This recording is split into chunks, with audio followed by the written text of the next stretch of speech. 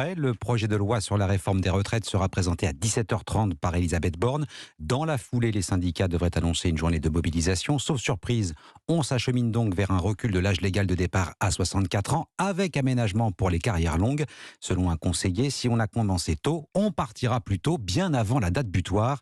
Quoi qu'il en soit, cette réforme est un non-sens pour ses opposants. Leur argument, aujourd'hui déjà à 55 ans, les seniors sont poussés dehors par les entreprises. Près d'un sur deux est exclu du marché du travail. Oui, mais les choses sont en train de changer, Barthélémy Philippe. Oui, en 2010, Nicolas Sarkozy avait reporté l'âge de départ de 60 à 62 ans. L'INSEE a fait le bilan et l'Institut est formel. Le taux d'emploi des seniors a fortement augmenté. Aujourd'hui, plus de la moitié des 55-64 ans travaillent, alors qu'il n'était qu'un peu plus de 40% en 2010.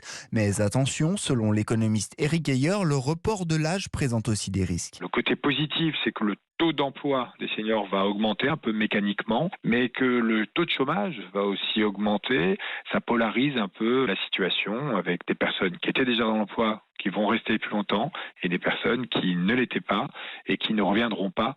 Si on veut que cette réforme porte ses fruits, il va falloir prendre des mesures complémentaires. On essaie de changer le comportement finalement des entreprises qui se séparent très rapidement de ces salariés à partir du moment où ils ont dépassé 55 ans. Et justement, le gouvernement envisage la création d'un index senior avec des sanctions pour les entreprises qui ne jouent pas le jeu. Barthélémy Philippe du service économie d'Europe 1.